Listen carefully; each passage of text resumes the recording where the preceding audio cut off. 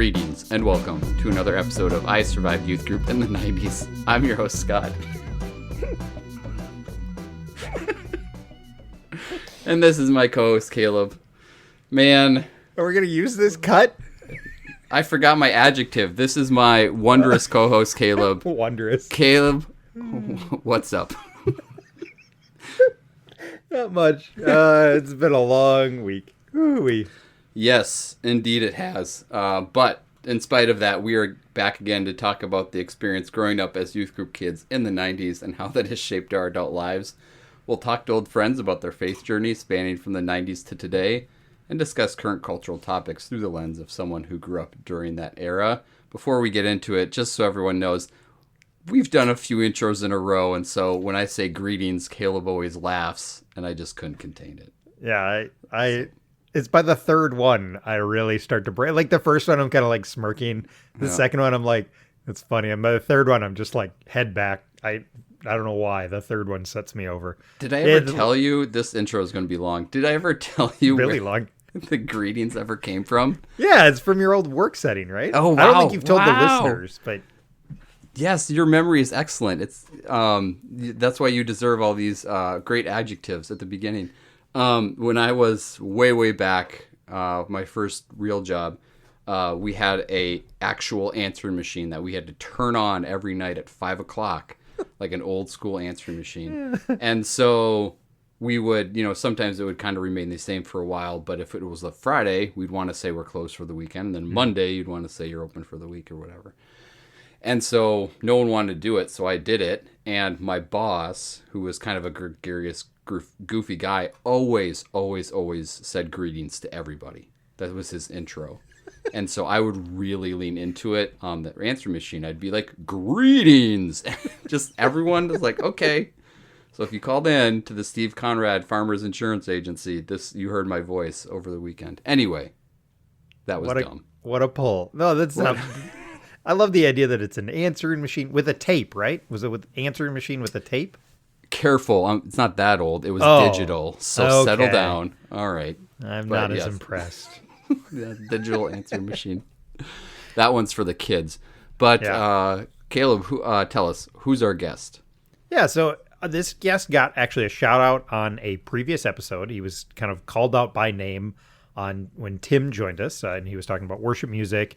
And so it's somebody that Tim went to high school with, and then I went to college with. So Josh was joined us to talk through his kind of journey. So he's kind of a interesting connection to a previous show, and to me, he was probably my best friend in college. We hung out a lot. We were just kind of we kind of fit in with the cool kids. We get into it a little bit on the show, I think, but we connected a little bit with the cool kids, but we were a little off, and we kind of were the not quite cool kids, but had a lot of fun together. So yeah, about 3 years, knew Josh for about 3 years in college. I was in his first wedding.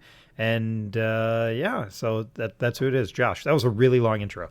Yes, this intro is extra long. It's going to be extra long. Because the episode is extra good.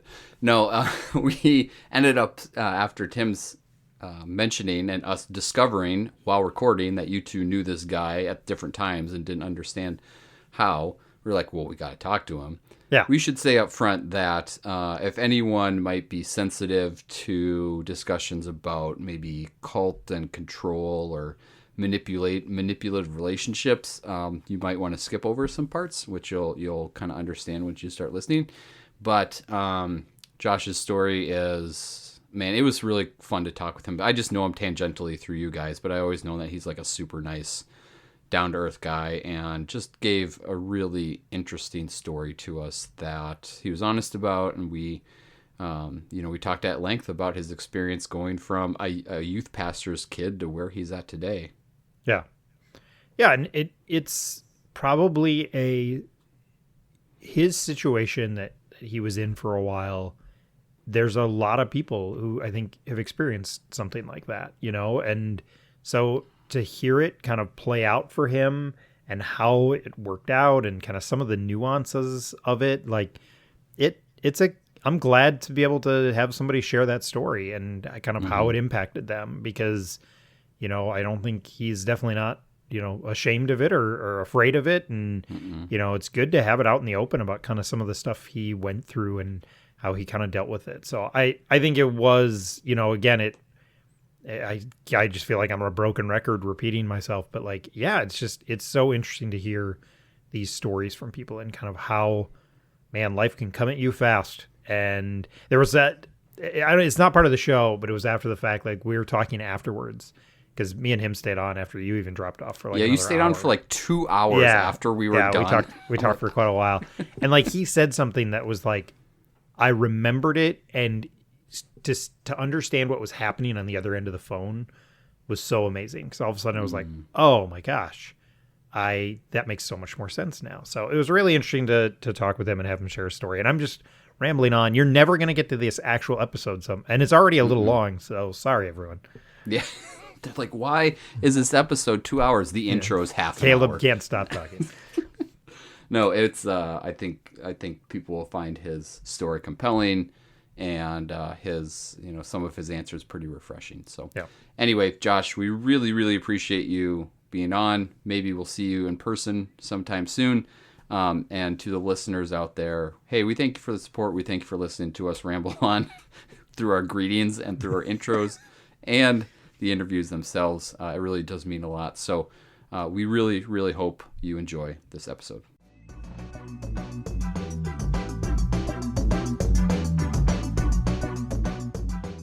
I want to break in and quickly remind everyone that the views and opinions expressed on this episode of I Survived Youth Group in the 90s may not be held by or even approved of by everyone appearing on this episode. One of the goals of this show is to give everyone a safe space to share their opinions and thoughts on deeply personal matters of faith. We are not looking to start an argument, but instead we want to let people share how they feel. During our interviews and discussions, we may not represent every point of view on a given subject, and we understand that this may be frustrating at times, but it is the nature of a podcast discussion with a limited amount of time. We also know and want to acknowledge that our memories of events that happened 25 to 30 years ago may not be 100% accurate. We assume everyone's best intentions as they share how they remember the experience of their youth. Now, back to the show.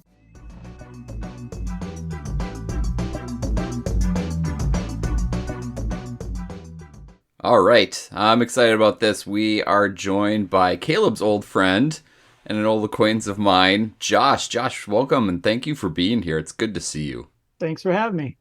It's excellent. So maybe to start with, just so we all can make this clear up front, you guys went to college together, and Josh, you are one of our other guests, old friends from the youth group days. You got a big mention and story in Tim's episode. So, tell us how you guys met each other and everything. Well, like Tim said, we moved to town, and he was just right down the street. And so, it was very easy to, two guys my age, and we pretty much did everything together. Nice. So it was like brothers, and so like there were times where it was like the best of friends or worst of enemies. So it just depended on the day and what game we were playing and who won. Yeah, Tim's not competitive, so not at all. Not at all. How about your college days? I forget how you two got to be friends. Well, Caleb, you were in the dorm with Rusty, right? Were you in that one? I think so. I mean, I think it has to be Campus Crusade, right? It was Crusade for sure. And then it was just kind of stumbling upon each other. Yeah, I can't remember why us two nerds got together. Because I was a year ahead of you. I know that. Yeah. And then, I would wonder if it was just like, maybe it was Rusty, because Rusty was your age too, right? Yeah, I think he was mine. Because I lived right next to Andy. We were in the same floor. Okay. And then, so Andy and Rusty were friends, and they were kind of part of the cool group. And I was like adjacent to the cool group. And so I think maybe us nerds adjacent, kind of, we had another level. That had to be it, because me and Andy had gotten close that first year, because me and Andy, oh man, this is so much information of random names that nobody knows, but Andy and Chad and Oh, yeah. Dave and I all sat together our first week at Crusade because I lived Oh, with wow. Dave. Okay. Because me and Dave went to high school together. And so we Oh. went into our first Crusade meeting. We knew we were going to check it out. And we just randomly sat down next to these two other guys who happened to also be freshmen who were kind of living, I think, next to each other. I don't know if they lived together. Maybe they lived together, but like they had kind of gotten placed together. We had gotten placed together. We sat down next to them like first week and we were like, all right, well, I guess we're friends now. And so we hung out a whole lot that year. And yes, those three ended up kind of being in the cool crowd and me not at all. I still don't love Caedmon's Call. I'm sorry, everyone. It's a failure on my part, I know. I don't care that he's a bus driver. I just don't care. And so I think that is kind of it. And then like Nick was another guy that I think we kind of got, because it was kind of, I think, people who were a little more into the weird stuff, and that kind of was the attraction, I think. Yeah, it's funny. Yeah, Andy was the RA my freshman year on the other side of the dorm, or I mean, on the other side of the floor, and he invited me to Crusade. And then next year we were RAs together. So like it's kind of funny. Andy was like a bridge connector. Yeah. And then we had kind of our own little level, because that's kind of my story in general throughout time, is connecting to all kinds of weird different groups. Because I was like in the art group, which had a lot of, potheads, and and then there was like I did sports, and then there was a nerd and like music, and we hung out with Neil, who Neil is his own person who I just absolutely love. But it was an interesting group that they collected in. I mean, it mirrors. Sorry, this is totally off topic, Scott. At some point you can jump in.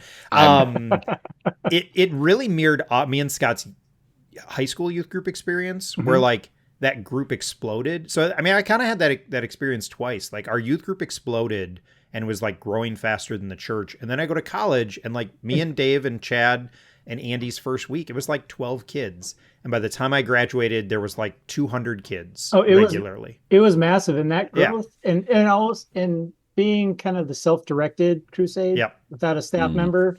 I remember we all had that as a little point of pride, but it was also a point. I mean, like by junior, senior year for us, I remember us talking about that frustration where it was like, these people are leading it, and what in the world are they doing? Yeah. Or, like different, because we all have I'm sure we'll get into it, like theological debates or, different, because we're all coming from different types of backgrounds. But yeah. Mm-hmm. Well, that sounds like 200 other people that could come on the show, Caleb. You got to hunt them all down, and we'll interview all of them. That's a few years of content right there. I'll start stalking people. I've already asked a couple of them. One can't for a certain reason, which I respect, and but yeah, I'll just start randomly messaging people on Facebook and just see how many people I can creep out. So that's where do you want to be on my podcast? That happens naturally. I haven't talked to you in 22 years. Well, great. We'll trace back to maybe some of those connections between our youth group and that college experience. But obviously, you guys were close. And I remember meeting you, Josh, at some point late at that stage, or maybe soon thereafter when you graduated. So in the ska phase, yeah. Ska phase never died for some Hold people. on. Or was that supposed to be a phase? Question? It wasn't supposed to be my personality still to this day as I wear my ska bracelet. I still love it. It gets me going. Yeah. There you go. Well, Josh, tell us earlier than college, maybe even earlier than Clear Lake, Wisconsin, what was your growing up like? Remembering back to Tim's episode, your dad was a youth pastor, so I'm assuming you grew up in a Christian home. Where did you all begin? Well, the where we kind of moved around. Like it seemed to be a thing with my dad. He switched every about 7 years to different churches. So we had a stint in Sheboygan, where I did most of my like young years. Sheboygan, Wisconsin, and then we went up to Clear Lake and Reeve, Metropolis, of 15 people that Tim was talking about. Yep. And I considered going to Five Oaks, but decided that Reeve was a superior 90s evangelical free church youth group in the country, and I didn't want to risk losing my salvation. So sorry, guys. It's okay. Fighting words. Yeah, we're taking over. Reeve is taking over your podcast. I'm sorry. That's all right. But yeah, I grew up in a Christian home, son of a youth pastor, so that was always interesting, and kind of grew up with the youth group throughout all my years because the youth group was always over at our house. So like when I was little, it was Mm, like high school kids were my life. So when I finally got to be in the youth group, that was kind of a fun achievement, like to, okay, I'm finally here. Because I always felt a mhm, part of it, but I was like the Mm. little kid. And it was, for being a pastor's kid, it was like my parents are fairly relaxed. And so it was more of a, building trust and not too strict, and didn't have too much of the rebellious tendencies of some of my, you know, friends and people I know that were like mm, pastor kids or missionary kids who really kind of want to go on the rebellious street. mhm, They mhm, gave me a lot of freedom for trust that I earned. So mm. That's good to hear. I was, part of me was as you're starting to say that, thinking like, oh, was there a big rebellion? Certainly as teenagers, we're prone to do that. But we've also asked people on this podcast who are youth pastors, have been youth pastors, and were youth pastors of their own children, what that experience was like. So I'm curious for you, I'm making an assumption. Your dad was your youth pastor. yeah. Hmm. Yep. How was that? How did that work out? Did he have to, play different roles between dad and youth pastor when he was working? Actually not. It's kind of funny, but it was so natural because the youth group was always in the house. Hmm. It just kind of flowed right into it. I remember it's probably about sophomore year, and you guys are talking about like having, getting invited into leadership, or like being into that Hmm. next level of just kind of dedication.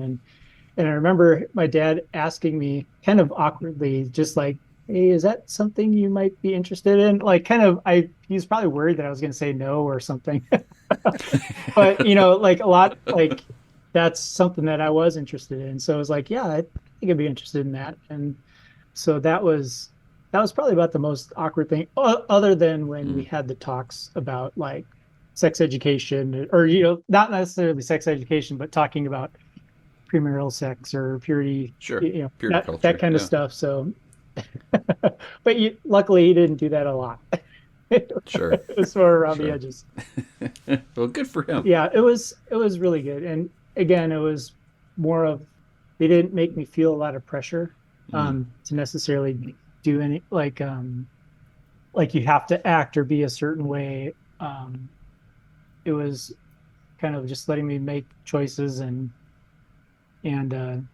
being there. So That's good yeah. to hear. I don't think that's, again, making assumptions, but I don't think that is the experience a lot of pastors' kids might Yeah. have. They have a mantle of being the pastor's kid put on top of them, Hmm. so there might be less trust involved. Yeah, and my dad listens to the podcast too. Oh, I think probably because of Tim getting tagged on Oh, Facebook. yeah. But it's interesting how every different youth group operates a little, differently. And my dad just retired from being a youth pastor this past year.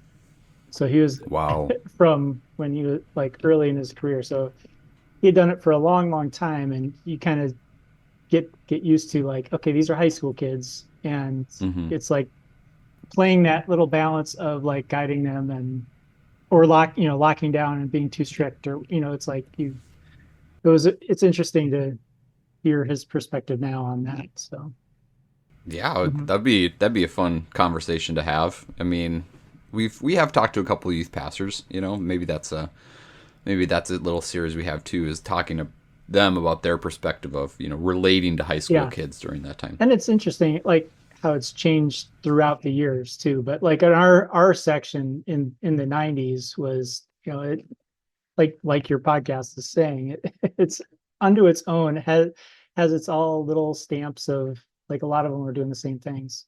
yeah. We tend to see that where there's these similarities. Like I think a lot of us probably felt like we had this really unique experience, and then we talked to Tim, for example, and it's like, oh, Tim went to the same conferences we Hmm. did. Like Hmm. it's not just like it is this shared experience, even though we're at this totally different location, and some of it's different. Like there's a uniqueness in all of them, but I think that's been one thing that's been interesting as we've kind of expanded outside of Five Oaks a little, like is just hearing from people and it's like, oh yeah, you guys did that too, just slightly different, but still did a lot of the same things, which is always interesting to me. Yeah, and those youth conferences, the nationals specifically, it started, like they did them in the 80s, but in the 90s is where they really just like ramped up and got bigger, and more youth groups went to them, and we got they were huge, packed out college campuses and stuff. It was really fun. Yeah. And they started bringing in the biggest band of all time, Lost and Found, and it was over. I've seen people post about them online more than I ever thought I would hear people post about them. I love them. Somehow we got to know them a little better because they were at the nationals, but before that they had come around. It was kind of like how a lot of the Christian bands do, like some church tours, or I think they were actually at a high school. And so and everybody's like scratching their heads, and then afterwards we were talking to them just like we did with Buck, but they were just such normal, interesting guys, and very quirky, acquired taste, but comes through in their performance. So just in general, how would you describe what your faith looked like for you in high school in that environment of your dad being the youth pastor and all? For me, I would describe it as I was fairly dedicated, and I'm more of a steady, where some of my friends or some of the people in the youth group would go way high at nationals, or like when we go to an event or something, and then like go way low and kind of have these big swings. And I was more of like I guess I felt more steady, didn't really have the massive highs or massive lows, or like struggle with some of those other things. I wasn't a part of drinking, drugs, smoking, sex. I was more of a good kid in that regard. But I was a part of a bunch of different friend groups who weren't necessarily choosing those things. So I was just more of like, I had a standard for myself, even for like swearing. Like I wasn't much of a swearer forever. And so, but even though friends might, drink or swear or be doing other stuff, it was not like getting judgy of them. So like the quote would be like, in the world and not of the world, as we Thanks, Petra. First time I heard that one. Yeah. That's a great comment you made, because there was a lot of high and low in youth group, and we saw it. I experienced it, and my personality is not the type to stay steady like that. Like if I'm going to enjoy something, I'm going to enjoy it. And if I'm upset about something, I'm going to really be upset. So like to be steady, it not only seems like a personality trait, but to have that during that time, it's a different experience than me. Yeah. And I think it was good because within our youth group, even though we were, our youth group was bigger than the town that it was in, like, because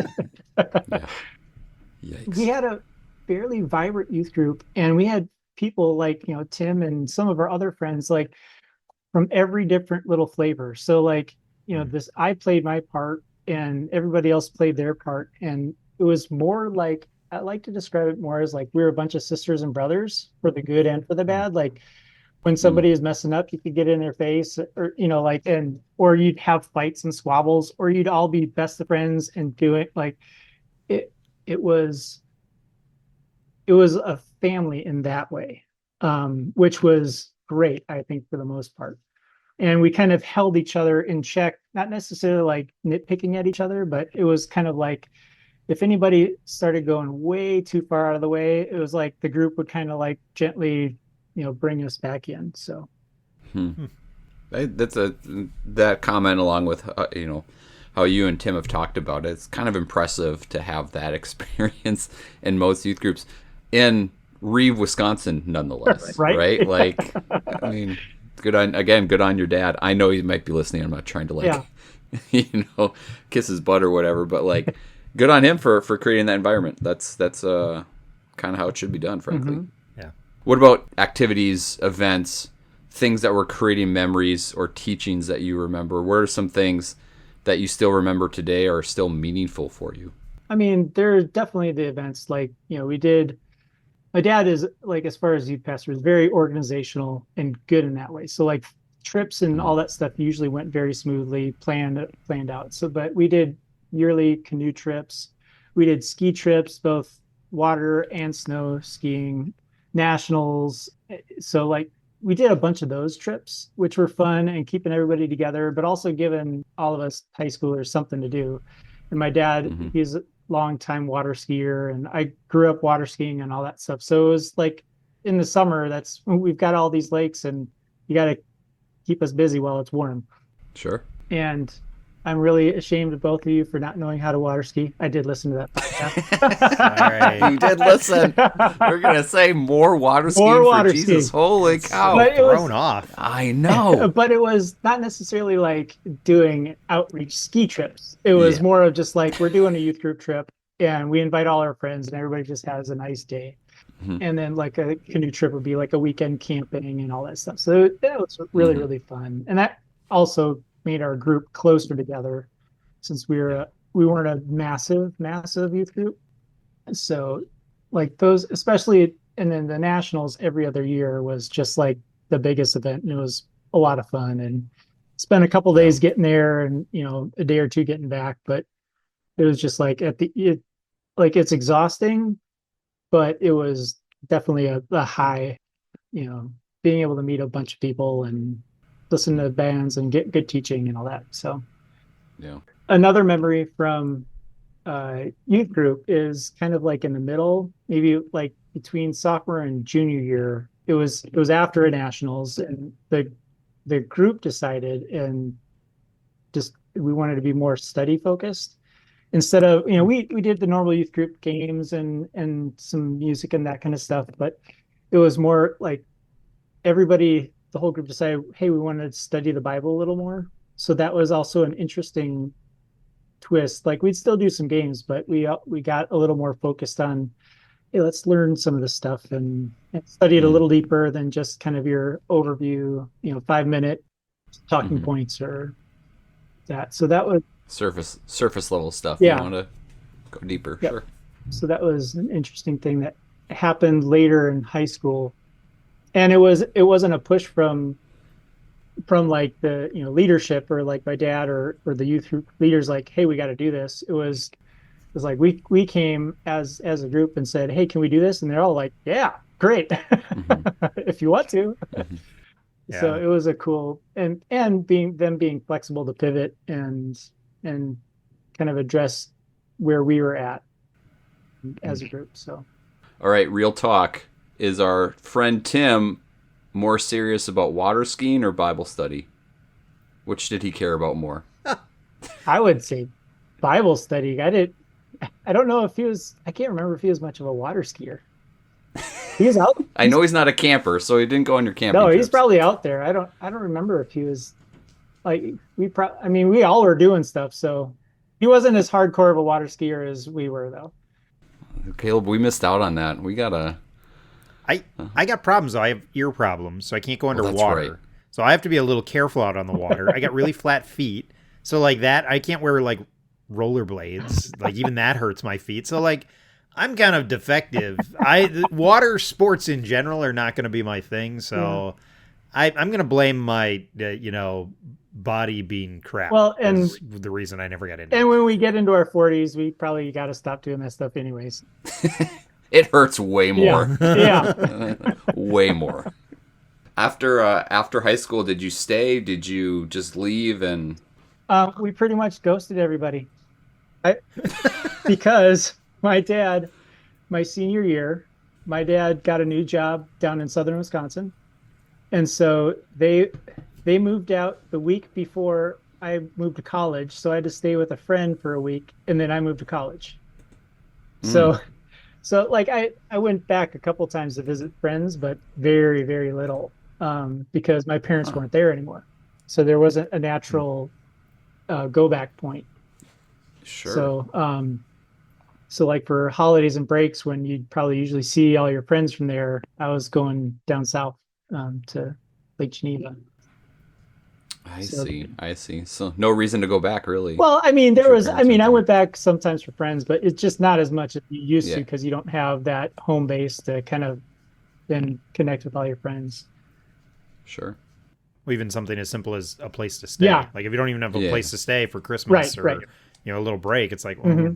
and you probably do want to see your parents, Yeah. so it's kind of like, yeah, that makes it hard. I never even thought about that idea that for some people, the reason you don't stay connected to that youth group in general is just literally like logistical. Yeah. Like it has nothing to do Hmm. with a desire. It's just Or the people. this is Yeah. a logistical problem. I don't have a place to Hmm. stay there. I have a place to stay over here, Yeah. And because I think there was one time in college, I went to your house. I don't know if it was Easter or something, Caleb. I remember But that. it was like, well, I don't know that I'm going to like go down to my house for the whole break. Yeah, I'll go with you. Yeah. Nice. All right, Oh the yeah. chaos of our house. Yeah, so I think that was more of it was a weird natural break point, but Hmm. going from that right into college, and college is pretty intense.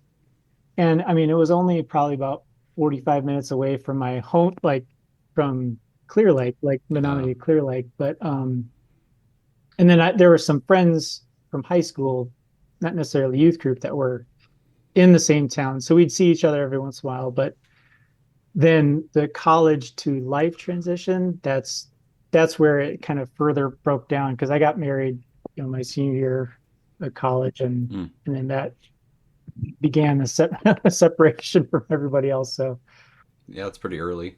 mm, That's a lot how life goes for a lot of yeah, people. You yep. know, I don't know how. I mean, I'll take that back. I did come back from time to time after college, but Hmm. particularly, when I got married, it was like, well, obviously we're Yeah. gonna go do our own thing. Hmm. I believe you have kids. Is that right? Yes, four. Four. So assuming they're, older, or some of them may have gone through youth group already. Like, have you been able to relate your experience to theirs, or what do you tell them about your youth group? Um, that's kind of interesting because being in a divorced home, and so they they do go to a youth group while they're there, but it's kind of been sporadic, and this has a lot to do with the other side. Mm-hmm. But when they're in a group, I always encourage them because I'll tell them stories about just like how important that was to me, and that because that was my friend base, and Uh, they because we've done a little bit of homeschool, like a lot of they were homeschooled until like later, like until we split, and then they went to public school, and then now some of them were in a blended model where it's like it's a kind of a co-op homeschool where there's actually teachers. It's an mm, academy where they do in class a couple days a week, but then they're out of class, and so it's technically homeschool, but with others. So then within that, there's a bunch of people from some surrounding towns, because it's a bunch of smaller towns, and then they all come from different churches, but they're at the same Christian homeschool place. So some of like they've kind of gone to a couple different youth groups, and like anything, they go to one and then there's drama, and then we decide to go to a different one. But I always encourage them, like these like for me, like those were your real strong friendships where it could go a little bit deeper mm, than just liking sports or whatever interest it is. yep. And I'll tell them a bunch of silly stories that we did for sure. Yep, the hooks, those get them Yeah. hooked. I similar to you, like I watch my son go now, and I know Caleb's kids go too, and really trying to help him develop those deep connections because they can. I mean, look, Caleb and I are still talking with each other after Mhm. knowing each other for 30 years. Like it stays with you for a long time. Overall, just like, what did you love about your youth group experience?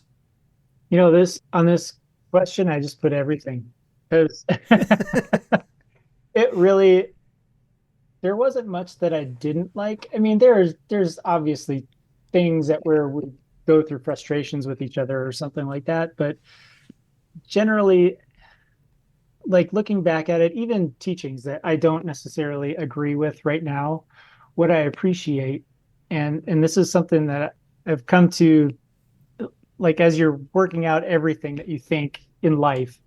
I liked having the, you know, the certainty about things that we were being taught. And I think that's great Mm. for kids to have a base and a structure to hold on to.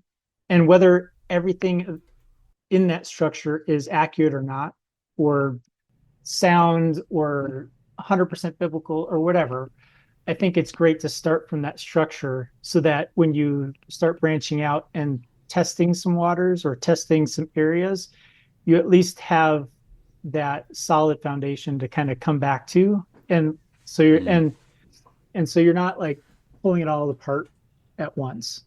And it's kind of like with, kids just learning stuff in school. It's like you can't, it's hard to know how to think about history until you hear all different aspects of it. And because a lot of times if you just hear little bullet points or like the kids now watch a TikTok on it, your Mm. opinion will form very quickly because you only have a teeny bit of information. And there's Mm. often like what we see as we get older is like there's a whole lot of different perspectives, and a lot of times our perspectives are formed by how we think ourselves. So if we're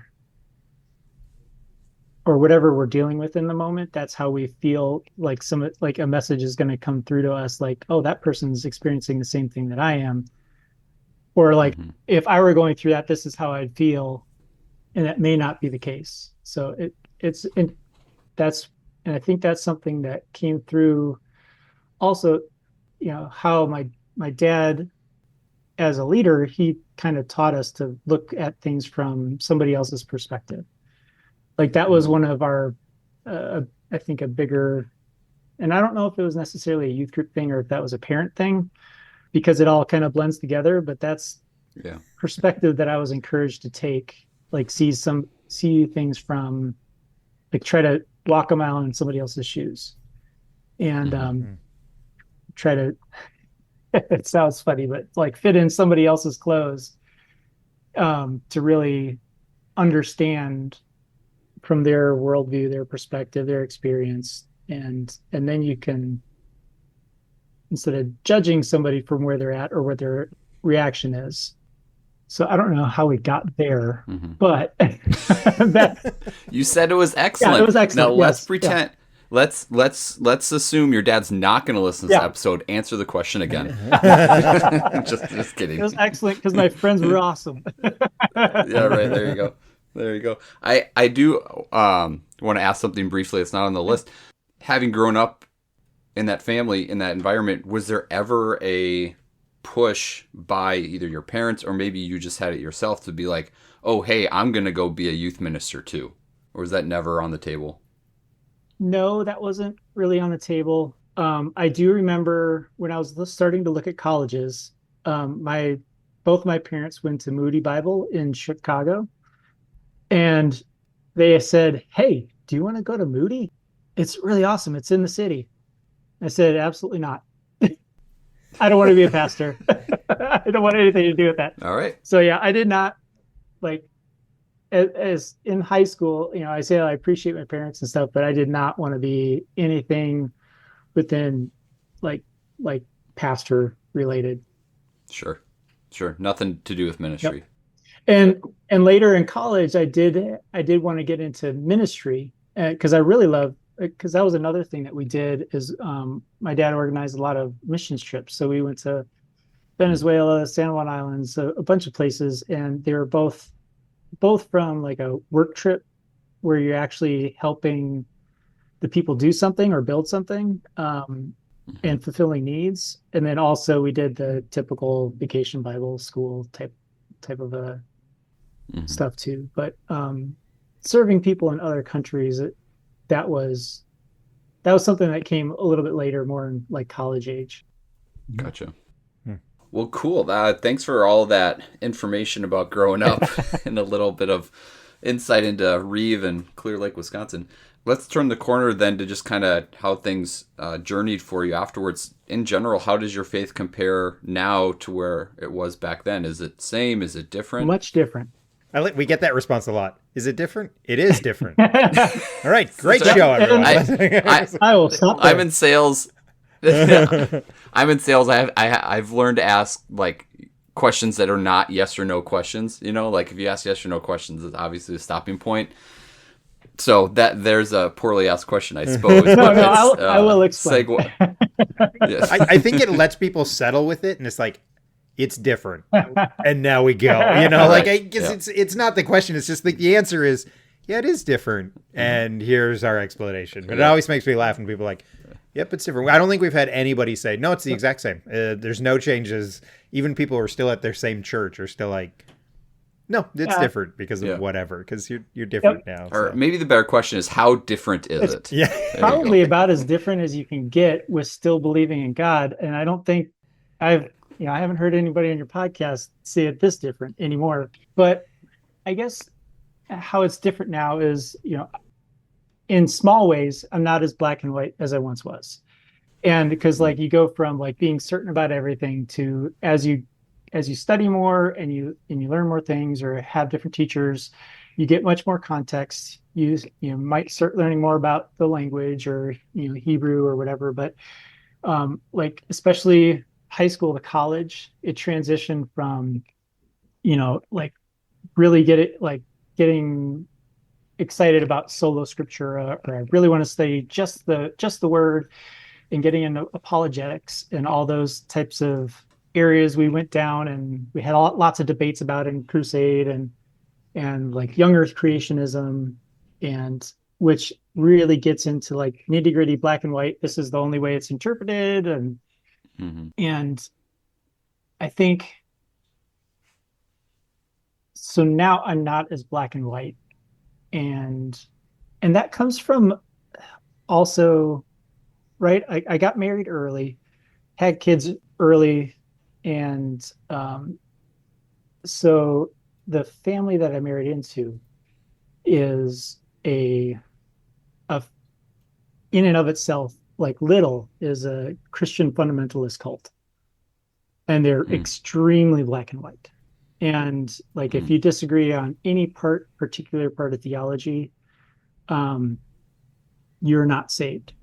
And so it went to the very extreme. And I don't know if you've seen any of the documentaries on like the Duggars or some of that, those fundamentalism, but it went down that way to to the nth degree, so much so that like you know after a couple of years it's like, well, like friends start getting cut out. And and as we kind of just mentioned before, but even to like, Caleb calls me up, hey, I'm getting married. And then because of some theological difference, like she says, you can't go to that because then you're supporting X, Y, and Z, whatever it was on that day, that, in a very limited, and I don't know if either of you have had experience with people with borderline personality disorder or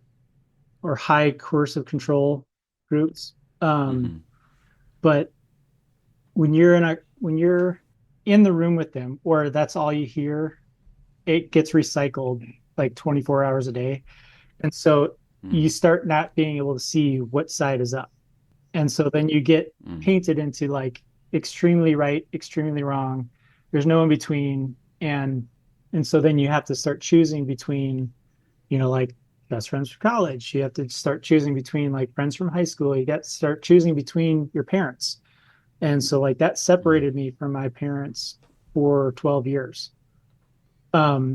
Because she like that family decided that since my parents believed in unconditional love and acceptance, and that was antithetical to their theology, because the words in English, unconditional love, right next to each other, are not in the Bible. So that's not a biblical concept. And so it doesn't exist. So all love is conditional, and love defined to them is an axe that chops away dead and rotting parts of the flesh so that you don't get Mm. poisoned by it. And that's their definition of love. And it's also so since my parents teach about unconditional love and they've taught that to youth groups for, 30 or 40 years, all the kids that have gone to their youth group are going to hell. And so that Mm. makes them very, very evil people. And Mm. so, and on the face of it, it sounds like that's ridiculous. And I've grown up with my parents and I know that, they're not that way. But when you're in the middle of it, you get turned. It's like getting Mm. tumbled in a wave, or like if you spin around, like if you ever done the relay games with the bat spin, it's like that where Mm-hmm. you like don't Yeah. know which way's up, and you're so in the fog, and you're completely isolated from everybody to be able to even pull you back. That the easiest thing is to just, if you resist it, you will get maximum effort and chaos in your life. Mm. And then, like, I don't know how many times I was unsaved, but through that process it was quite a bit. And then because of that, then it's like, okay, it's just easier to like have to let everybody go. And so that was Mm. then, and then also in the process, you or like for me, it does a lot of damage to my relationships, to my family. And so after our divorce, or like in the separation and divorce, I knew right away from there that had to start making amends, seeking like and really apologizing for my actions, because even though, you when you're in a coercive control group, you do a lot of damage yourself, even though you may not totally believe that it's not you, it still happens. Mm-hmm. So in that regard, I like there's a lot of damage that has to be undone. So I went down that storyline for how faith has been different, because I went from a very evangelical faith, and another core part of my personality is curiosity, and I love to learn. And um, Mm-hmm.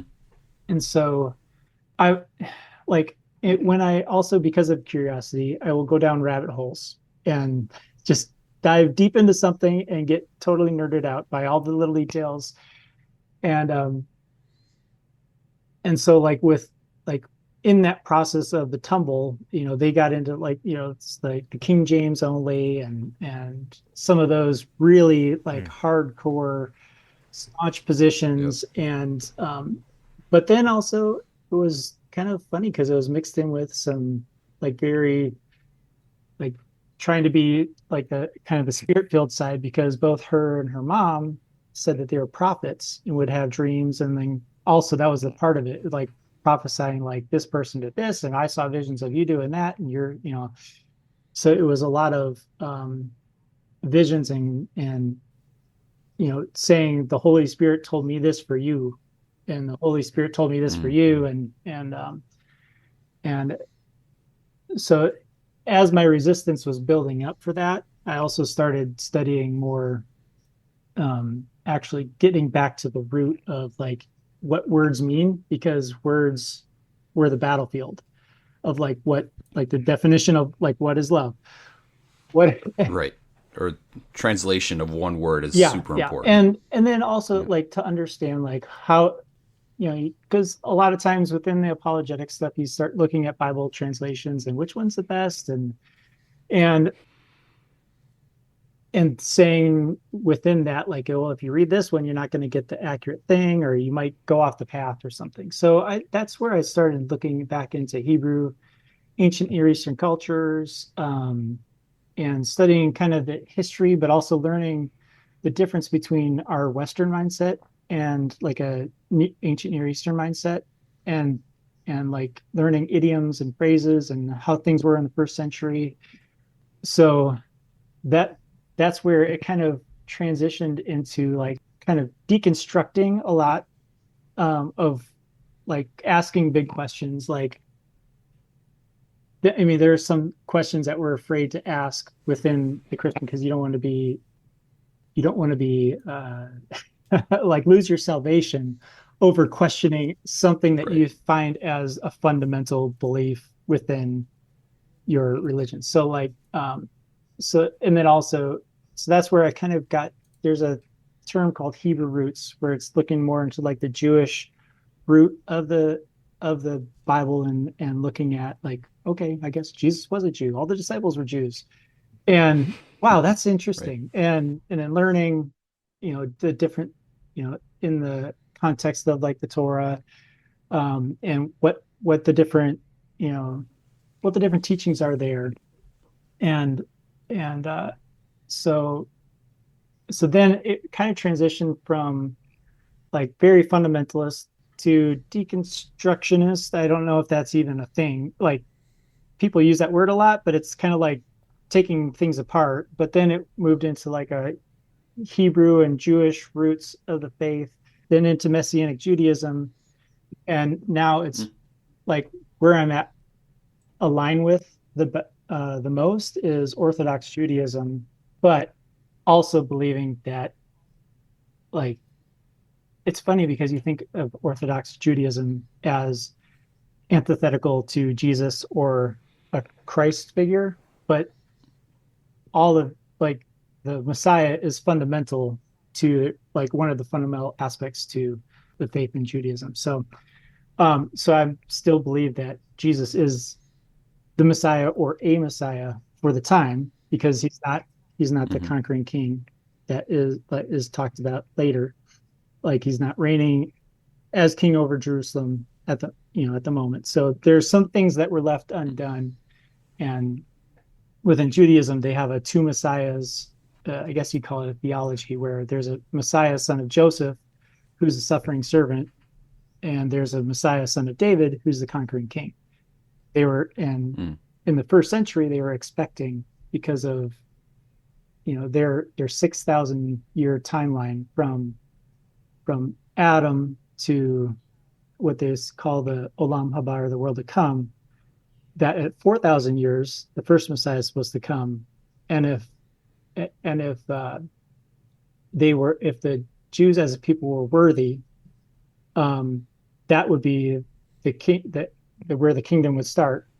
And since they were judged unworthy, that time was passed over, and the Messiah will come somewhere in the 6,000 years.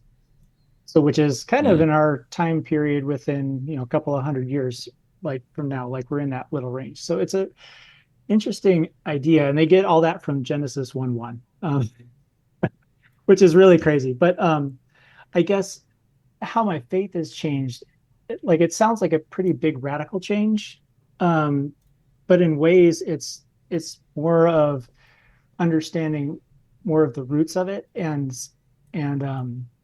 I wouldn't call myself a Christian anymore because like a lot of the theology and all that stuff I've pulled apart. But at the same time, I still read the New Testament, and it's Mm. funny reading it with new eyes or new perspective, or a perspective from a perspective of Judaism, and taking out the stuff that I have learned from more of a Western modern. It fits right back in. It's like for a while it was like I have to throw out the New Testament because all the stuff is just it doesn't jive. And then all of a sudden it's like when you take that Right. filter off and put a different filter on, it's like, oh, Jesus was a Pharisee himself, and he was teaching the same as the Pharisees of the school of Shammai.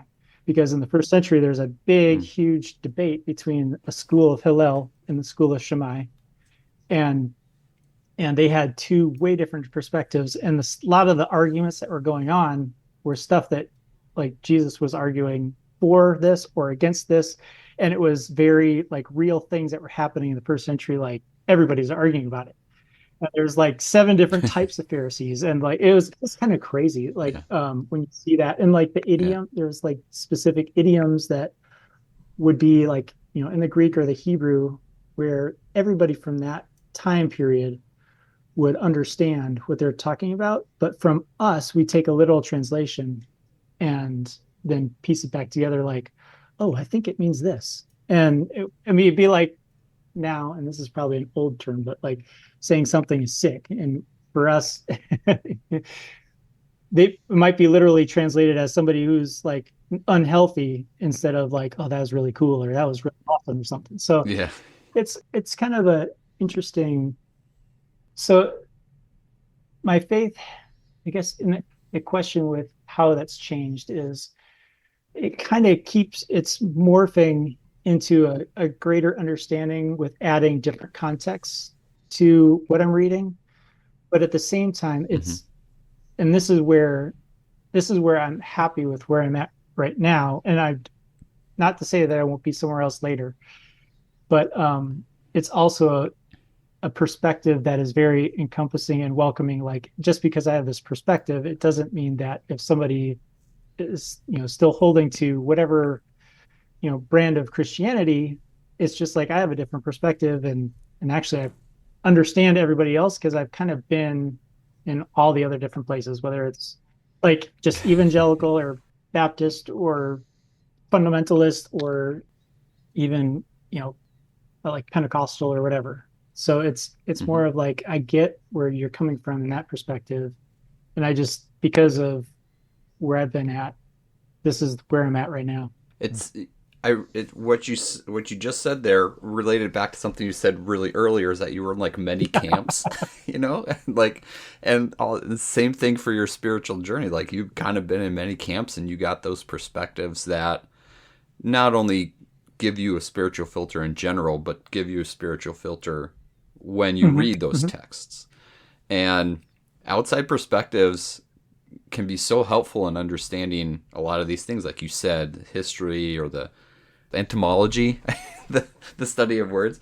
And I remember when I was in seminary, one of the most helpful things we did is we read Jewish authors mm-hmm. about the Old Testament to help us understand it better because some white dude from 1955 who's never been a part of Jewish culture has one perspective on the Old Testament, and somebody who's been in a faith tradition that's been around for thousands of years has a much different one. So I remember, I don't think I have those books anymore, but I remember cherishing that those reads that we were supposed to do from the Jewish perspective because obviously it's part of the Christian Yeah. story, so you got to And it's reconcile it. fascinating too because like all the questions that I remember having in college or high school or even after, those same things have been debated for like 4,000 years and have been recorded like in different, rabbis and commentators and people just like,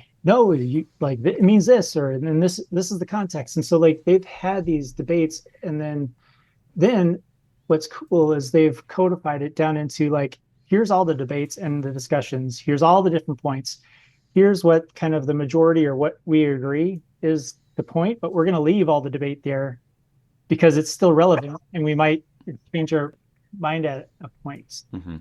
And when looking into words, we're just last week, we're going through the story of Egypt, or like with Moses and coming out of Egypt. And the a cool thing about the word Egypt in Hebrew, it's Mitzrayim, and that's the Hebrew for it. And it's a picture of the actual word where the first letter it starts with an M or a mem and ends with a mem. But in Hebrew, you have different forms of the letters. So like there's the first mem is an open mem where like the actual letter has an opening. And then the last M Mm-hmm. is a mem sophit, which it's closed. And so like the understanding is Egypt is really easy to get into. And they came in there Mm. and it was prosperous. It was easy to stay, but it's impossible to get out of because you get like stuck in that. And that was kind of like I feel like my first marriage was a descent into Mitzrayim or Egypt, and you kind of like, and you don't even realize it. Or like if you think about like a fish basket, they can get in, but they can't get out because you just kind of get trapped in there, and there's no exit. And Mm-hmm. and it takes and this with Mitzrayim or that time of trial and tribulation, you start getting pressed together. And then Hmm. for me, and I think it is related within Israel too. In that story is like that's where they got tested, and you have to come to like the point where you can almost not even stand it anymore before you're like you can Mm-hmm. experience like getting out and then getting to a level that's higher than you were before, or a different Mm-hmm. level of understanding. Or so it's those times of trials where it's like we really hate them when we're in the middle of them, and are asked a lot of times ask why I don't want to be here. But then when you look back at it, it's Mm-hmm. like that was actually so God directed to put you in the specific situation with this specific trial or with a specific person to like push every button and root. It's actually rooting out all those you know aspects within your life that it's like I didn't realize that was hiding down there. So it's Hmm. you can look at it as God helping us in that way. Mm-hmm. Because if we were comfortable, we really wouldn't move and do anything. Right. Your discussion about the word itself, that's what I enjoyed about learning as much classical language Mhm. as I did in college and a little in seminary, because we know Uh-huh. English, and obviously in English there's some art to the words and things like that. But you go back and there's always, well, not always, there's a lot of words that have a deeper meaning than just what they say. And I always found that to be really exciting and edifying when you kind of discover that and are taught some of the ways to read and interpret it. So I think it's really cool that you eventually got to that path of like, hey, I want to know some real specifics here. Whether or not it was in reaction to the relationship, it got you to where you are today, and that's really important. Mhm. That's really cool. Yeah, and there's a thing the within Judaism, they say there are 70 faces of the Torah. So like every single verse in the Torah, there's 70 different interpretations and meanings. And as a part of the tradition, it's like you hear a lot of like read through the Bible in a year or the Bible you're like that kind of a plan. Well, they go through the Torah every year, and every single congregation, no matter what, they're going through the same little section. And it's like usually like a couple of chapters. And so they just Mm, go through Genesis through Deuteronomy, and they're just taken out of chunk each year. And so it's like you could go through for 70 years and have a new meaning come like new things that you can mm, learn, and you live your whole life and you still wouldn't get to the bottom of everything that's there. And like with the English, it's like we can get a lot of understanding, and I don't think it affects aspects of salvation at all, to only have the English or never study an ancient language. But 85% of that hidden meaning is lost in translation. And so it's like yeah. there's a lot more there. It's not necessary, like, but it's kind of it's really interesting when people, and that's where I would get frustrated with like systematic theology or apologetics, where there's a lot of acrobatics, justifying a verse or a passage and then taking this little verse here, here, here, here, and stuff may be in context, may not be in context, to put together a doctrine which isn't necessarily there as a chunk. And that's where you Mm-hmm. get all these church splits and people wanting to fight over different doctrines, and this is important, this is not. But that's where I kind of sit back and like, wow, we've kind of missed a lot of it. And so I'm done with the loop-de-loops, and I'll just I'll just kind of go with what's been working for 6,000 years, and I'll just take their word for it, but also study for myself, but then not get upset when other people have their interpretation too. Hmm. I can see, this is a little meta comment, but I can see why you and Tim were friends. Like you're both like really big thinkers, and you're sharp about it, and you can kind of keep it all together, in your head and in your heart, and know why you're there, why you're in the position that you're at. So whether or not that was coming through as like a 12-year-old, who knows? But I'm getting the same type of vibe here, in that sense with the conversation. Like you guys really, if you're going to believe it, you really want to invest in it. And for a lot of that, it is loving God with your mind too, is understanding Him in this way.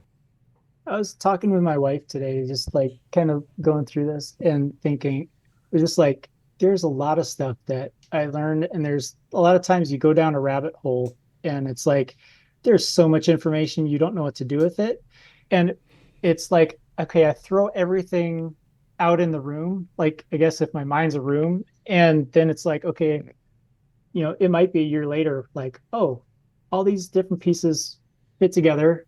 I've got an organized bookshelf that actually makes sense. And so it's like you spend like, and then like the next year, oh my goodness. And it's like all these things that didn't make sense all of a sudden connect together. And it's like, okay. And so it's like I love having all that information. And sometimes you just don't know what to do with it, but it's cool to just like kind of piece it together. And I guess another little note that I had here was, one thing that I never understood the difference of reading, like growing up until probably in my 30s, and so I started studying Hebrew, is like the difference when you're reading the Bible between God, Lord, that's lowercase, Lord, all capital case, and the Yod He Vav He, Adonai, and then Jesus and Christ. Like, as growing up, we kind of like took all those, like, oh, they're the same word, we're just Right. it's just like a little different style. And in the Hebrew and the Greek, they're all extremely different, and they mean different things, and they're different aspects of like it when like, because the difference between like Elohim and Yod He Vav He and Adonai and all those things are very specific to the context of which it's in. And so I think like when I started understanding the difference, it helped mishmash or cloud all those things up. So that kind of helped illuminate some things. Give different layer to it. You're not just saying God the whole time. There's how do you understand God differently? People are going to experience Him differently in different situations, and so those names are important for that experience. Yep, and I think people get too lax with like, people will exchange one for the other, and sometimes it doesn't matter. But like when you start, like, especially from like a Christian perspective, rewinding and like just substituting Jesus for different aspects within in there, like it doesn't fit, because that like he's in this role over here, like a Messiah is very different than like God speaking to Moses from the burning bush, or like that's one thing that, and I don't think it matters a whole great deal.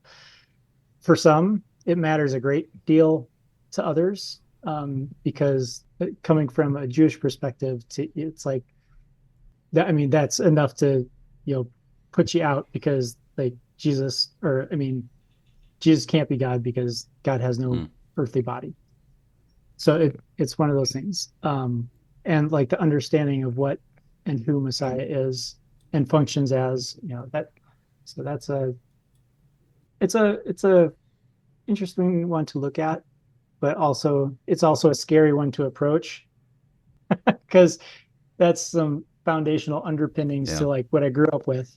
Well, I don't know about you, but my favorite Adonai is the Supertone song. So don't make me get my vinyl.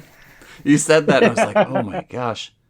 I remember that was the first thing that came to mind. That's probably not the right thing to come to mind, but I was like, yes, we all had that experience back in the 90s too. But no, I think that's a really quite interesting journey, and well, not that you're at your destination, but to have your understanding of Christ and God kind of flow into where you're at now. This is why I like to have these conversations. I think it's very, very interesting, very cool. You had this relationship, you're married, your first marriage, and it felt like your community Mm-hmm. shrank, and like you Mm-hmm. became more isolated. And you talked about that, and then there's kind of this. I'm out of this, and it kind of is trying to expand again. What does your community look like today? Because I'm getting the sense that it's going to have a different feel. There's a lot more freedom just in the relationship you're in. But what's that community look like for you? Well, as far, it's really it, so this perspective, I guess I came to it from listening to teachers that were Hmm. more online because it's, to be within like a Jewish context. There's not a lot of that around here Sure. in northern Georgia. And so I have like like we were talking about earlier, you have this online community. And there was a congregation, it was actually up in Canada with a Messianic rabbi.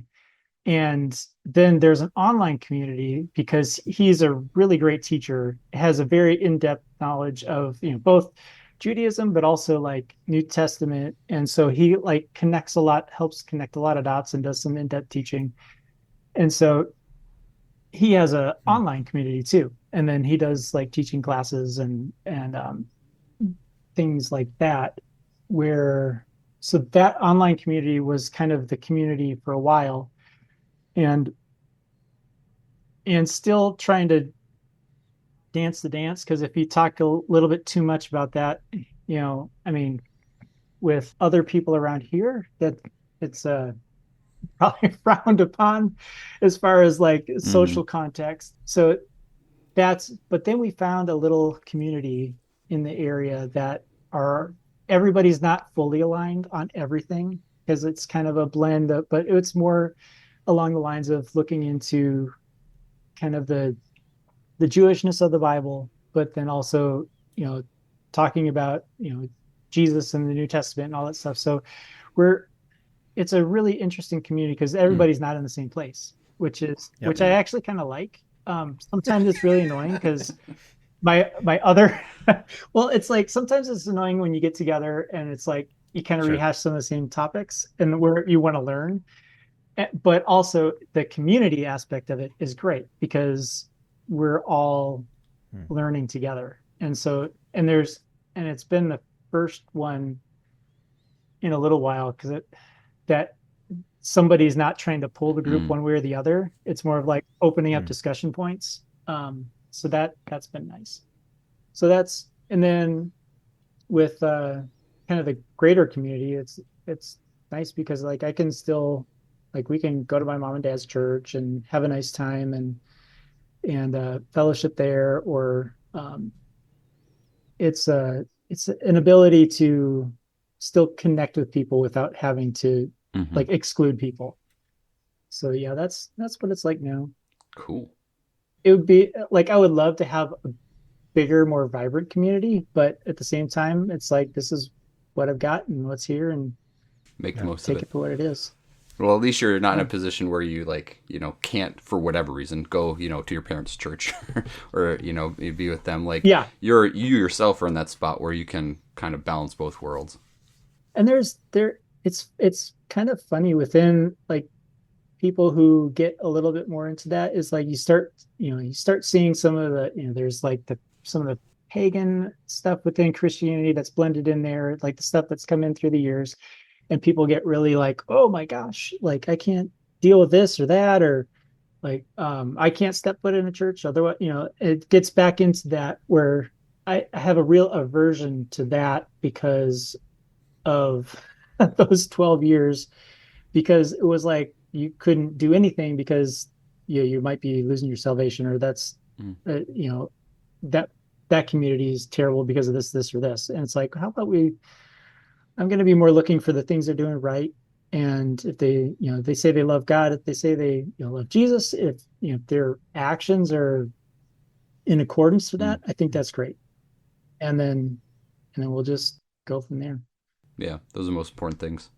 Yeah. Yeah. And that's like, because like see, like, I don't see eye to eye with like my parents on everything, or my siblings or my friends, but like, I love them dearly, and I can, and I love my parents' church. I think it's a great church up there. Hmm.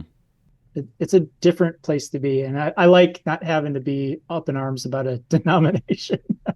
Yeah. Well, I mean, especially this day and age, I'm Yeah. I very much think it's valuable to just be able to do that, right? Like everyone is really siloed and there's a lot of parts of our current culture that just teach us to just get in your group and stay there and very Hmm. tribalistic and not be able to, be that, not chameleon, that's really not what it is, but, step into these different circles and not only in tolerate or endure them or whatever, but enjoy it, Hmm. give it the credit it deserves and find the commonalities towards, the goal of, of honoring God in whatever way, we think is important. Yeah. Yeah. And it's funny because like that kind of flows throughout like the melding of different groups. It's a kind of a theme because I don't like it when I know you guys have talked about like churches getting political and stuff, and it's like I've kind of much been more in the libertarian type of camp, and Hmm. but more of like I think there's good points on both sides and bad points on both sides, and it's like I just want to pick and choose the stuff I like, and the other stuff I'll Forget ignore. But about it. Yeah. yeah, but it's like as far as politics, it's like I don't want to talk today about that. Yeah.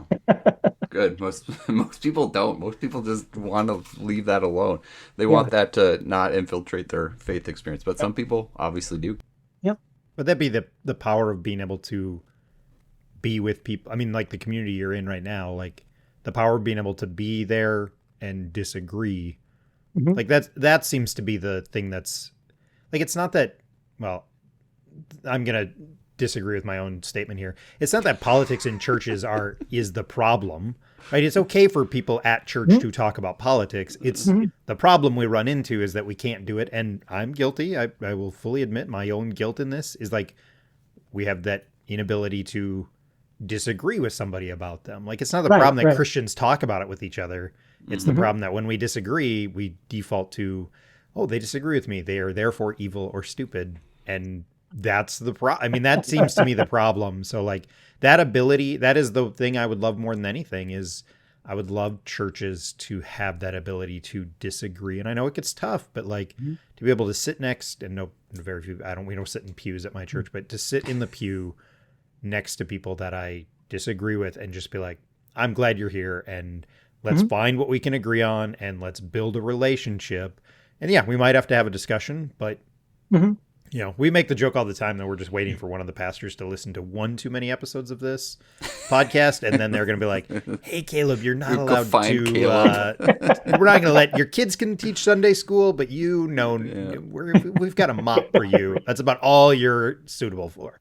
Well, and to that point, like, and Josh, a lot to your point too. Anecdotally, for my family, I won't get into all the details, but we were having a discussion with my son last night, and we've been having it for a few weeks now about trying to identify the things we hear from other Christians that are put us into the camp of us versus them. I've said it on this show, I'm pretty sure, at least once, which is there's nothing more anti-Christian, anti-biblical, anti-God to me than separating people into us versus them, right? Hmm. Hmm. And there's politics is like at least right now, the foremost way to do that. And people in both camps would look at somebody in the opposite camp and be like, they're the enemy. And we're having discussions about that because he's watching that happen through people that we're close with. And I really rebel against that. There is like every part of me rebels against the us versus them narrative. Hmm. And I hear that in your story, Josh, too. Is like you don't want to be that way, and where you're at now leads you to the opposite of us versus them, bringing wanting to bring things together, even though they're not all the same. Yeah. Yeah, and I think that's also in in being like being in like natural healthcare and and meeting people where they're at. Like, is everybody's in a different spot, so you have to meet them where they are, and then listen. to hear their perspective or hear their story and see, because if I make a quick decision like, oh, you like this is the thing that's affecting you and we're going to do it this way, it may look like that, but it might not actually be that. So Mm. it takes a lot of listening. And that's, I think, I mean, I got that from my parents. And that's been something that I've felt is important to a lot of times just listen, Hmm. um, and try to empathize with where somebody else is at.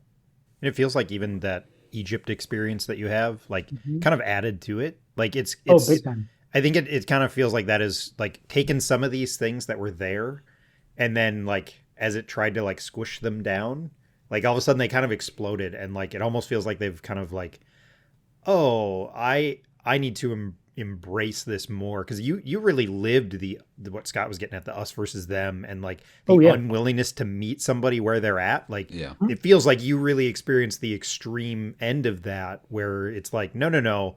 And I went to Bethlehem Baptist for 12 years. It's borderline I mean, the full quiver thing, we were definitely involved in that. The Duggards were heroes in a lot of families that we were Hmm. involved with, Yep. because of, you've got to, you have kids, and those daughters are there to serve you until they leave your house, until they find a husband to serve. And, and A homeschool community. I mean, we homeschool our four Yeah. kids. I mean, we Yeah. still do, partially just because it'd be hard to transition at this point. I Yeah. mean, our kids are in a different spot, but it's like, yeah, it almost feels like, yeah, there was like this living through that Egypt experience has kind of made a couple of these things really explode for you and kind of like really blossom on the flip side of it. Hmm. Yeah. That's what I keep telling myself. Whatever keeps you sane. Yeah. I'm very thankful for that. I'm very thankful that, ah, yeah. We'll say I know we've been talking long here, but I always kind of like to conclude with a couple of questions about what your future self would, or future self. Ugh, that's another layer of the question. What are you going to say to your future self? What we would you haven't say? gone there into time travel. I think I'm not ready for this. My editing skills will not allow for that. All right, I'll back off. But now having the perspective you do today, what would you say to your youth group age self or your 18-year-old self, and vice versa? What would they say to you? Well, what I'd say to my young self is keep smiling, learn as much as you can about borderline personality disorder, narcissism, and coercive control. Right? Also, hold on to your faith in God, hope, and unconditional love. Mm. Um, Vice versa, my 18-year-old self would say to me, "You seem really nice. Too bad you're not a Christian." Yeah. Oh Because I man. don't fit into Yes. exactly the camp of what it looked like back then. Sure. Yeah. Sure. Yeah. Well, that second answer is maybe the same answer a lot of us share. So that's Yeah. not unusual. Yeah. So yeah, we were certain of a lot of things back then. That's for sure. How in general would you say that just your youth group experience in the 90s contributes to the person you are today? I think it contributes a lot. Like that time is so foundational where you just think like it, in some ways it's such a mess because your hormones out of control, your brain's not developed for another like Yeah. 6 years. But it also is such a formative time, like from friends, music, everything. Like I mean, we'll still pop on like, 90s music and it's like gives you a feeling from back then. Like it's such an imprint of so, Hmm. but everything from that time really just contributed. And I think our youth group was so tight. It was a big part of who and where I am today. And I really feel like Stout was youth group 2.0 because it really like we really had all those different groups in our little tight knit family and a whole bunch of squabbles like in family and fighting and all that stuff for the good and for the bad. It was like I think that continuance of it was which is wonderful. the most part. Isn't the saying that stout's the high school after high school? That's my phrase that I've assigned to Yeah. it. Because I couldn't get into any other college. What are you talking about? It's like it is funny you bring up the squabbles because I was talking to somebody yesterday, last night for my other podcast, and he was talking about being raised in a Calvary chapel, and he's like, "Are you familiar with them?" And I was like, "I wasn't until college." And then we talked about smoking a lot because that was the big controversy. Is we Yeah. went to that Calvary chapel because they had that cool basement that we could all hang out in, but some of them smoked, and it was like this, like it was such an ordeal trying to trying to figure out what's okay and what's not okay, and I don't know, it's crazy. I can't even remember how it all landed, to be honest, in the end. But yeah. Well, what I remember is, yeah, they all smoked. They had a very vibrant prison ministry, so they kind of had that halfway house, and then people were coming in. So it was That's a real right. rough looking group.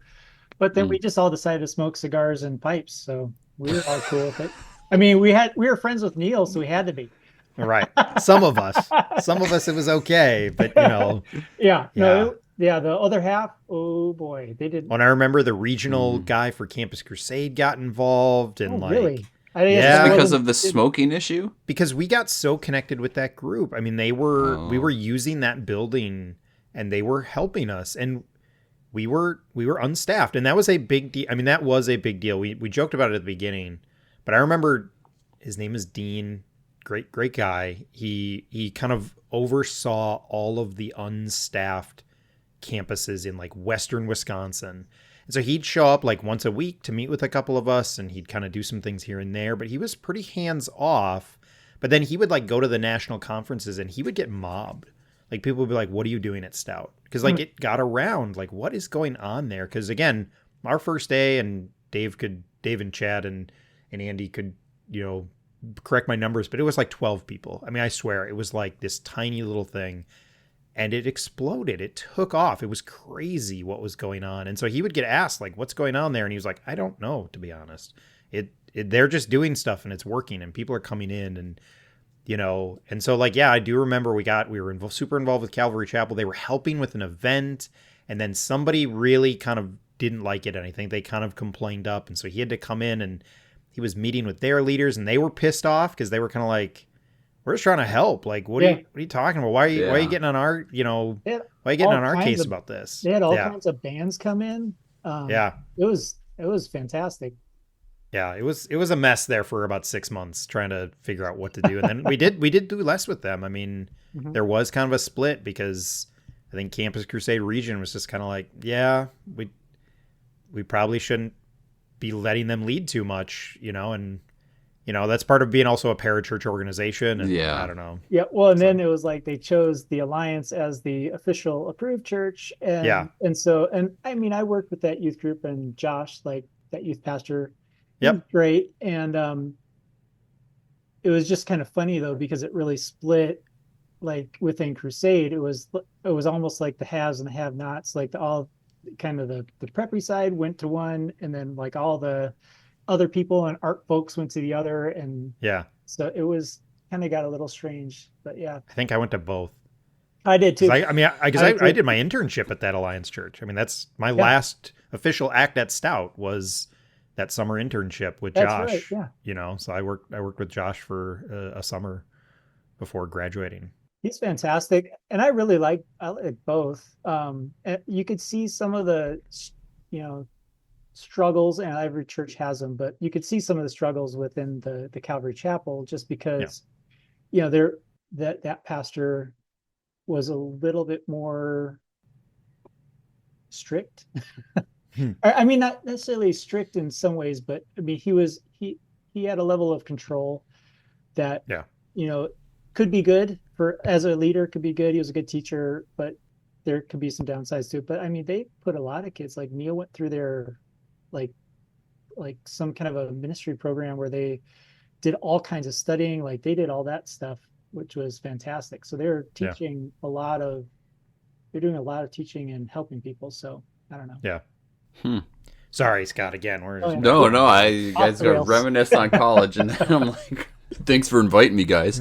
But like, no, I mean, back to the point of collaborating, those sorts of things. Like, this Dean guy was like they were trying to find out the secret to an exploding group, and then it got split up or inhibited or went backwards because they had a problem with smoking. Like it's I mean, I'm simplifying obviously, but that's the sort of thing which now it just doesn't make sense to me. Like if both groups are essentially just doing God's work, whether it is the prison ministry or bringing college kids in, all right, is that really something that we want to plant our flag on? I guess it was. Yeah. And and I think I find it a little, because I didn't realize it was that small before, like that year before. Sure.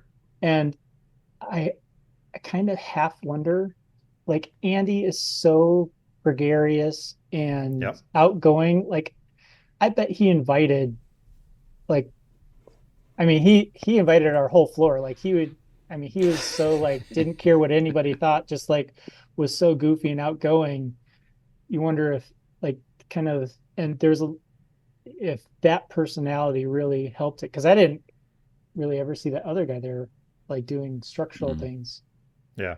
Well, within a month, I mean, him and Chad and Dave were like, leading worship. I mean, so we showed up that first week and then they were like, because they were kind of just singing along to like background tracks. Oh, wow. And all of a sudden, Chad was like, well, I can play the guitar. And Dave was like, well, I can play guitar. Or I think it was Dave. Dave was like, I can play the guitar. And both Chad and Andy could sing. Oh, yeah. And so it was like, all of a sudden, those three are up there. And, I was hanging out in the crowd still. And I'm going to go listen to my punk rock records, guys. Thanks for inviting me. So, but yeah, it was. I mean, it was very, very much like that. I think those personalities, again, I mean, that's still what you see and I'm not by any means comparing Andy and Chad and Dave to celebrity pastors. I mean, but their personality was absolutely, didn't help that all three of them were really good looking too. I mean, the girls wanted to all be their friends. I got to hang around, but I mean, all the girls wanted to be their friends. Sure. And there was some of that going on too, I think. And so, yeah. Yeah. Dave was our very own Tom Cruise. Yeah. I mean, all three of them. Yeah. Oh, for sure. Yeah. Holy cow. All right, settle down. It was slim pickings for us trying to find girls. That's why you stay in the crowd, Caleb. You're like, oh. It's a reason I'm leaving the country. Forget this. Well, Josh, thanks for doing this. Yeah. I don't want to get your dad in trouble, but do you have any like crazy stories from youth group as we end here that are like, again, borderline illegal? Oh yeah, I got some, but it's funny.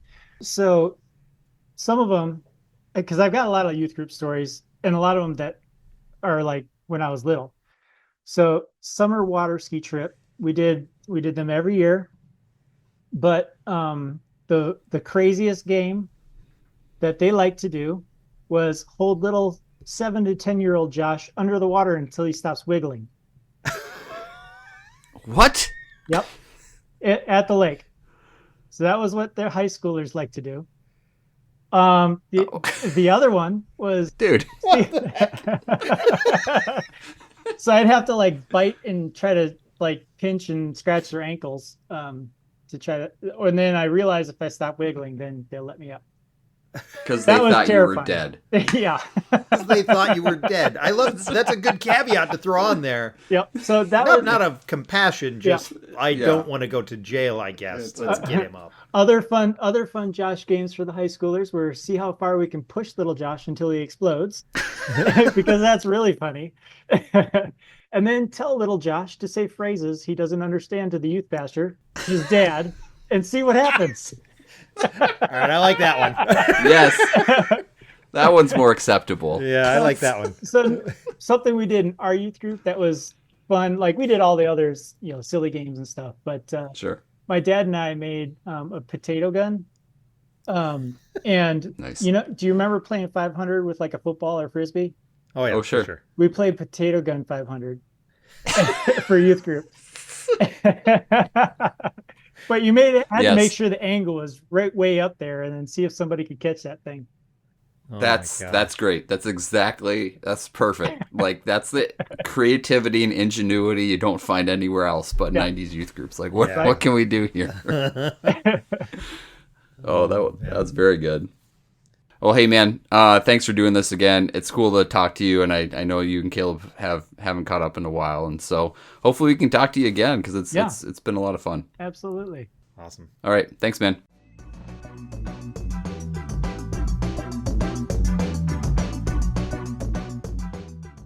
Thanks for listening to this episode of I Survived Youth Group in the 90s. We hope you enjoyed it.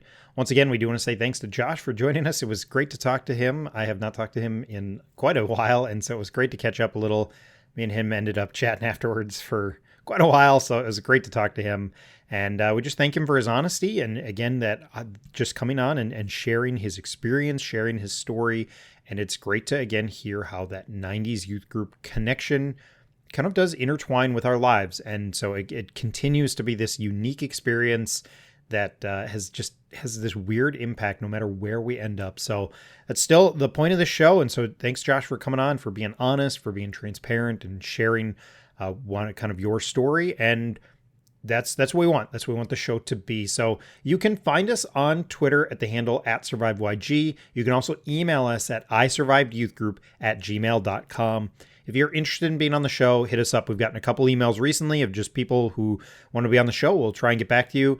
And then we are working through guests. We do have a number of people who've said they want to be on the show. So, we want to have more people on the show. We want to keep this going. We like the community that this is building of just hearing, this opportunity to hear where people are at. And again, whether you are still kind of at the same church you were at and your faith feels very, very similar to that it was in high school, or it has changed entirely, we want to hear that story and we want to hear that experience. Please subscribe and share the podcast. If you're so inclined, leave a rating or a review. If you enjoy the show, you might also enjoy the other podcast I do. It's a music podcast called the Album Anniversary Podcast. Over the last couple of years, I've researched and documented the release date of thousands of albums. Throughout the week, I post about them on social media. I've had a couple different formats on the show, but it's a chance to sit down and talk with somebody about an album they love that I've documented on the calendar. Once again, it's called the Album Anniversary Podcast. The music at the beginning and the end of this show is the instrumental version of the song Positive Charge by the artist Dread Pirate Roberts. Thanks again, and we will talk to you soon.